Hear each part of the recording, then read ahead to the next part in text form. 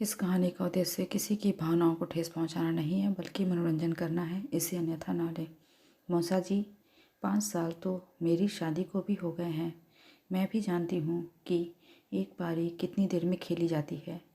मैं चाहता था कि जब मैं सीमा से दीपा के लिए कहूँ तो उसका मूड बिल्कुल ठीक हो और वह किसी तरह का कोई हंगामा न करे।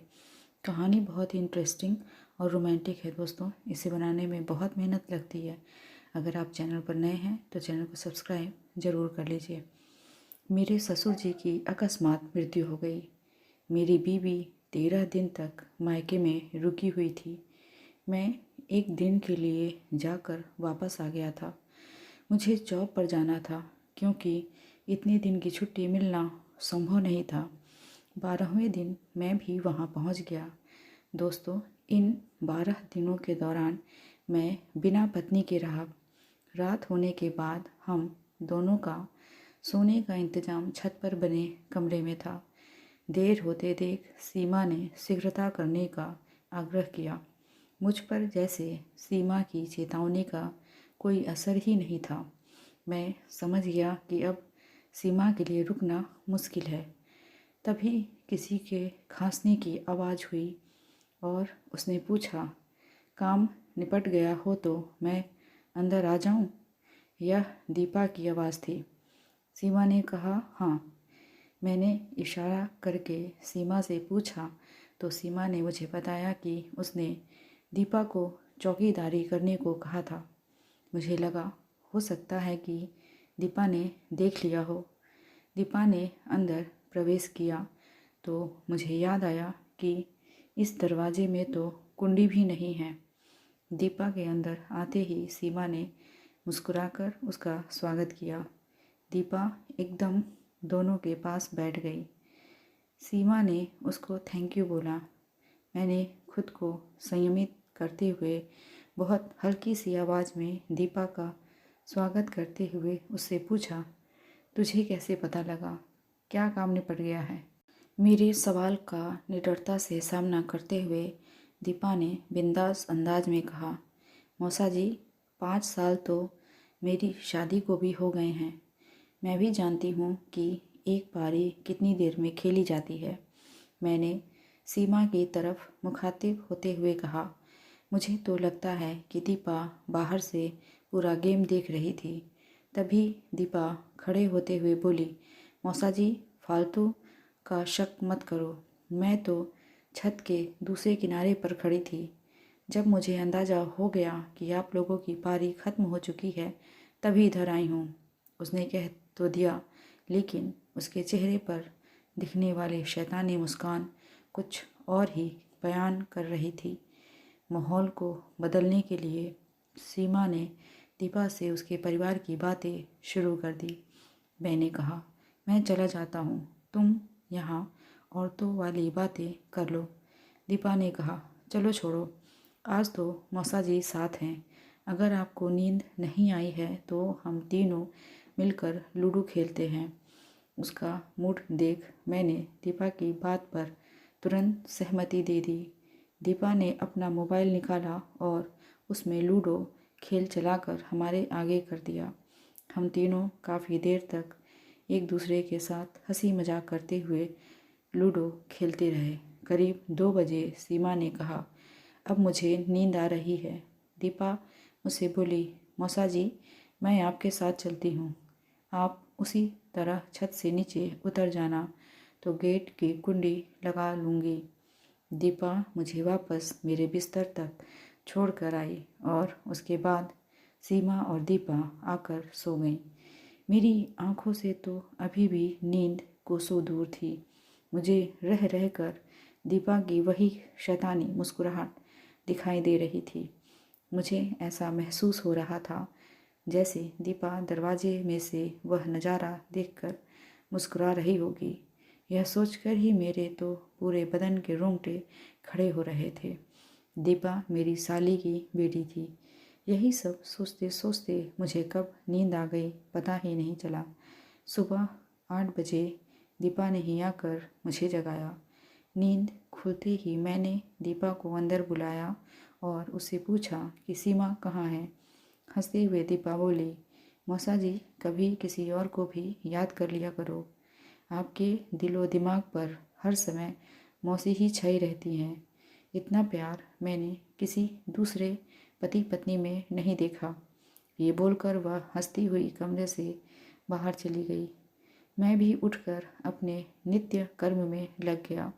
उसके बाद 13वीं की रस्म आदि के कार्यक्रम में दिन कब निकल गया पता ही नहीं चला। शाम को 5 बजे तक सब फ्री हो चुके थे। वापस जाने वाले रिश्तेदार भी जा चुके थे। सिर्फ कुछ ही लोग घर में रुके थे। मैंने भी सीमा से वापस चलने के लिए कहा। तभी दीपा की मम्मी और दीपा दोनों आए और बोले, कम से कम आज और रुकिए, आप थक गए हैं। कल हम भी चले जाएंगे, आप भी चले जाइएगा। आज बैठकर ढेर सारी बातें करेंगे। मैं शायद दीपा के रोकने की ही प्रतीक्षा कर रहा था।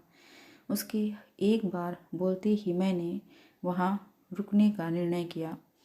सीमा के पास वहाँ न रुकने का कोई कारण भी नहीं था।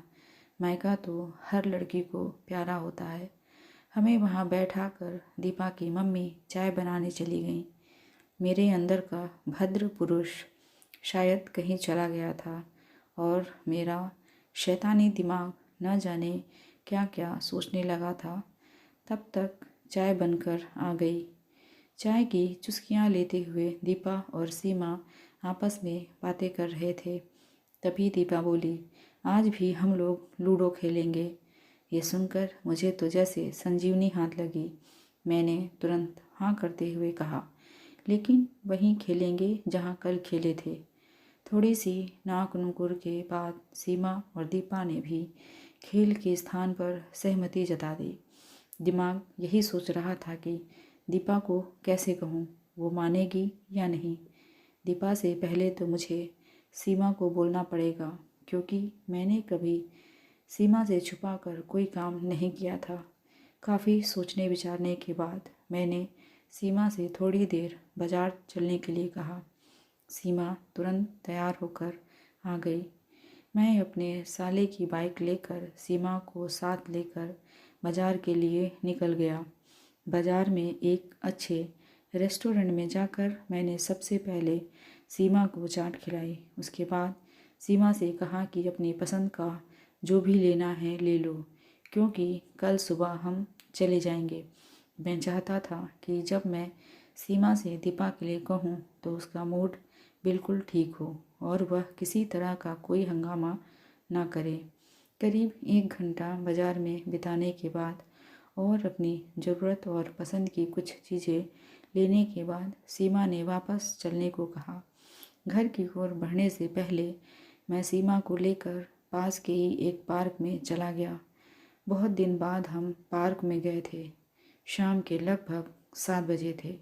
पार्क का मौसम बहुत सुहावना था। पार्क में कई लोग टहल रहे थे। धीरे धीरे सीमा का मूड भांप कर मैंने सीमा से दीपा के बारे में पूछा। शादी के 5 साल बाद भी दीपा को कोई औलाद क्यों नहीं है? क्या दीपा में कोई कमी है या उसके पति में? सीमा ने बताया कि 3 साल पहले इस बारे में जब दीपा की मम्मी से उसकी बात हुई थी तो उन्होंने बताया था कि डॉक्टर के हिसाब से तो दोनों ही ठीक हैं, कोई कमी नहीं है। फिर पता नहीं दीपा के घर में औलाद क्यों नहीं है। इस बात पर वह और पूरा परिवार दुखी भी है। मैंने हंसते हुए कहा, अरे तो दीपा को एक बार हमारी सेवाएं लेनी चाहिए। अचानक सीमा ने मेरी तरफ देखा और मुस्कुराकर बोली, सुधर जाओ, दीपा मेरी भांजी है। मैंने भी पलटवार करते हुए कहा, हाँ तेरी भांजी है ना, मैंने कब मना किया। सीमा को मालूम था कि मैं शुरू से ही दीपा को साली मानता आया हूँ। सीमा ने तुरंत मुझे रोकते हुए कहा, ये मिस्टर, आपकी निगाह गलत जगह पर है। मैंने भी सीमा के अच्छे मूड का फ़ायदा उठाने की कोशिश करते हुए अगला प्रयास किया और कहा, यार एक बात बताओ, क्या पता दीपा की गोद भर जाए। एक बार कोशिश करने में क्या जाता है। मेरी इस बात पर अचानक सीमा सीरियस हो गई और बोली, मैं भी चाहती हूँ कि दीपा के घर में जल्द से जल्द नन्हा मुन्ना बालक खेलने लगे, लेकिन जो तुम सोच रहे हो वह सोचना बंद कर दो।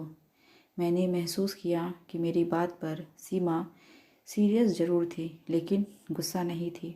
तो मैंने प्रयास जारी रखते हुए कहा, देखो, मैं तुमसे बेइंतहा प्यार करता हूँ और तुमको धोखा नहीं देना चाहता हूँ, मगर मुझे ऐसा लगता है कि मेरा एक प्रयास दीपा के घर में खुशियाँ ला सकता है और मैं यह काम तुम्हारी सहमति से ही करना चाहता हूँ। हाँ, अगर तुम नहीं चाहती तो कोई बात नहीं। मेरी इसी बात ने शायद सीमा का दिल जीत लिया। उसने पार्क में ही मुझे अपने गले से लगा लिया और बोली, मुझे तुम पर पूरा विश्वास है और शायद तुम्हारी बात भी सही है कि दीपा अगर शायद कहीं बाहर कोशिश करे तो हो सकता है कि उसकी गोद भर जाए। ऐसा लग रहा था कि मेरा तीर सही निशाने पर लगा है। कुछ देर चुप बैठने के बाद अचानक सीमा बोली, क्या तुम सच में दीपा को इतना खुश देखना चाहते हो? मैंने पलट कर कहा, ये सिर्फ दीपा की खुशी का नहीं बल्कि तुम्हारे पूरे परिवार की खुशी का सवाल है। अगर दीपा की गोद भर जाएगी तो तुम्हारा पूरा परिवार खुश हो जाएगा। दीपा ने मेरे माथे को चूमते हुए कहा, तुम कितना सोचते हो मेरे परिवार के बारे में। मैंने भी चुपचाप एक मुस्कान के साथ सीमा को गले से लगा लिया, परंतु अभी भी पूरा प्लान फाइनल नहीं था। फिर सीमा ने घर चलने को कहा।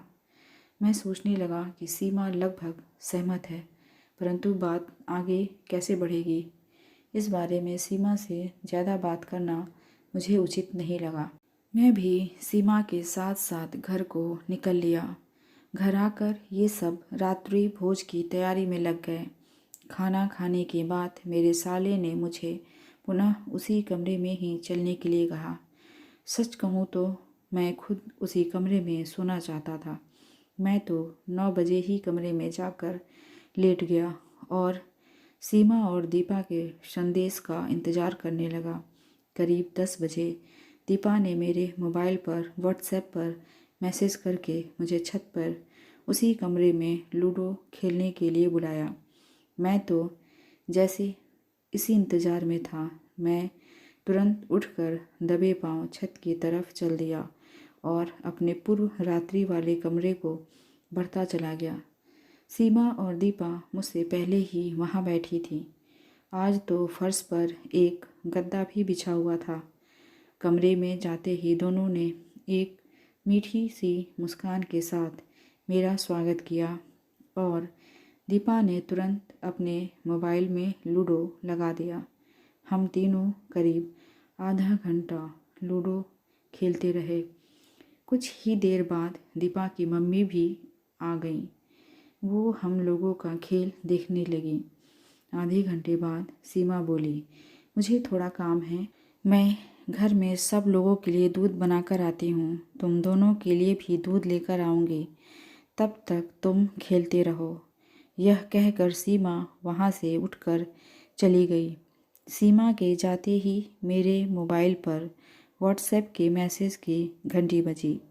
मैंने जैसे ही मैसेज खोलकर देखा तो सीमा का मैसेज था जिसमें लिखा था, मैं कम से कम 1 घंटा नहीं आऊँगी, कोशिश करके देख लो, मगर प्लीज़ ज़बरदस्ती मत करना और ऐसा कोई बात मत करना जिससे कल को तुम्हारी बदनामी हो। मैसेज पढ़ते ही मेरे चेहरे पर मुस्कुराहट आ गई। मैंने मन ही मन सीमा को धन्यवाद दिया। दीपा ने तो जैसे मेरी मुस्कुराहट को पढ़ लिया था। तुरंत मुझे चिढ़ाते हुए बोली, लगता है मौसी का मैसेज है। उसके सवाल पर मैंने हाँ में सर हिला दिया। दीपा मेरी चुटकी लेते हुए बोली, मौसी ने लिखा होगा कि दीपा को जल्दी यहाँ से भगाओ। मैंने भी उसके मजाक का मजाक में ही जवाब दिया, धत, कुछ तो शर्म करो मौसा जी। बोलकर दीपा ने नज़रें झुका ली। यह तो मैं समझ गया था कि दीपा ने मेरी बात को मजाक में ही लिया है और बुरा नहीं माना है। अब मेरा दिमाग बहुत तेज़ी से काम कर रहा था कि कैसे जल्दी से जल्दी अपनी बातों को शुरू करें। तभी दीपा ने लूडो का नया मैच लगा दिया और मुझे खेलने को कहा। मैंने कहा, कुछ शर्त लगाएगी तभी खेलूँगा। दीपा बोली, आप हार जाते हो, आज भी फिर से हार जाओगे। मैंने कहा, चल तू ही जीत जाना, मगर शर्त तो लगा ले। दीपा बोली, जो आप चाहो वो मंजूर। मैंने भी कहा, सोच ले, अभी बाद में मुकर मत जाना। दीपा बोली, मौसा जी, मेरा वादा है, जो बोलती हूँ वो करती भी हूँ, कभी नहीं मुकरती। ये बोलकर उसने तुरंत नया गेम स्टार्ट कर दिया। लगातार गेम के दौरान मैं दीपा को समझने की कोशिश करता रहा। मैं भी यह चाहता था कि दीपा और मेरे बीच की झिझक थोड़ी कम हो जाए। मैंने जानबूझकर दीपा से कुछ पूछा। दीपा ने नज़रें नीची करके हंसते हुए कहा, मौसा जी, रात गई बात गई। मैंने बस इसी बात को पकड़कर बात आगे बढ़ाते हुए अगला सवाल दागा। अच्छा, एक बात बता, तेरे और तेरे पति के बीच सब कुछ ठीक है? उसने भी तपाक से जवाब दिया, मौसा जी, सब कुछ ठीक है। मैंने अगला पासा फेंकते हुए कहा, तुम लोग ने अपनी सारी जांचें करवाई है? दीपा ने खनकती सी हंसी के साथ कहा, लगता है मौसी ने कई दिनों से आपकी पिटाई नहीं की है। मैंने कहा, क्यों? क्योंकि आप मुझसे ऐसी बातें कर रहे हैं। मैंने बस दीपा की इस बात को पकड़ा और तुरंत उसकी नज़रों से नज़रें मिलाते हुए एक और प्रश्न पूछ लिया। मेरे कहते ही जैसे अचानक दीपा की चोरी पकड़ी गई, उसने नज़रें नीची कर ली। मैंने महसूस किया कि दीपा को एक संतान की कमी महसूस हो रही है। अब मैंने पूरा ध्यान लूडो पर लगा दिया, मगर बदकिस्मती से हार गया। मैंने महसूस किया कि इस खेल के दौरान मैंने दीपा की दुखती रग पर हाथ रख दिया था। लूडो में हारने के बाद मैंने तुरंत दीपा से कहा, हम हार गए, मांगो, क्या मांगती हो? दीपा बोली, मौसा जी, बस आप ऐसे ही सदा खुश रहिए, मुझे और कुछ नहीं चाहिए। मुझे लगा जैसे रेत का किला ढहने वाला है। मैंने तुरंत अगला पासा फेंका और बोला, या तो तुम मांगो जो मांगना है, वरना तो फिर मैं मांगूंगा और फिर तुम्हें देना भी पड़ेगा। दीपा बोली, बस मुझे तो कुछ नहीं चाहिए, आप मांग लो, जो आपको चाहिए मैं दे दूंगी। अब मेरे लिए परीक्षा की घड़ी थी। मुझे नहीं पता था कि ऊँट किस करवट बैठेगा। मैंने फिर भी आग में हाथ डालने का निर्णय किया और हंसते हुए दीपा से कहा, कल तुम्हें मेरे साथ डॉक्टर के पास चलना होगा। दीपा बोली, क्यों? मैं चाहता हूँ कि तुम्हारे घर भी किलकारी गुजे। मैंने कहा तो दीपा की मम्मी झट से बोली, इसके सारे टेस्ट तो नॉर्मल हैं, फिर क्यों? मैंने उन्हें समझाते हुए कहा, दीदी, डॉक्टर स्नेहा फॉरेन रिटर्न है। कई लोगों को उनसे ट्रीटमेंट कराकर संतान का सुख मिला है। उनके क्लिनिक में एडवांस टेक्नोलॉजी भी है, जैसे IVF के माध्यम से भी कई दंपति माँ बाप का सुख प्राप्त कर चुके हैं। दीपा बोली, मौसा जी, मेरे परिवार वालों को ये अच्छा नहीं लगता, अब मुझे चलना चाहिए। ये बोलकर वो वहाँ से उठ खड़ी हुई। मैं भी दीपा के पीछे पीछे उठ खड़ा हुआ। दीपा, एक बार कोशिश करने में क्या हर्ज है? पहले तुम तो मन बनाओ, फिर तुम्हारे परिवार वालों से भी बात करेंगे। मैंने दीपा की मम्मी से कहा, दीदी, आप ही कुछ समझाइए, मेरी तो सुन नहीं रही है। दरअसल दीपा की शादी गांव में हुई है और उसके परिवार वाले पुराने विचार के हैं। हालांकि उन्हें समझाना बहुत मुश्किल है, पर मैं अपनी पत्नी के लिए इतना तो कर ही सकता हूँ। इससे सबसे ज़्यादा खुशी सीमा को ही होगी और ससुराल में मेरा मान भी बढ़ेगा। दीपा शांत थी। मेरे लिए यह एक सकारात्मक संदेश था। मेरे समझाने पर दीपा का हृदय पिघलने लगा। बच्चे की चाहत आंखों से आंसू बनकर बहने लगी। वो अपनी मम्मी के गले लगकर रोने लगी। मैंने दीपा से कहा, तुम सुबह 8 बजे तैयार रहना, हम डॉक्टर के पास चलेंगे, कहकर मैं सोने चला गया। कैसी लगी आपको ये कहानी कमेंट करके ज़रूर बताइएगा। मिलते हैं अगली कहानी के साथ। धन्यवाद।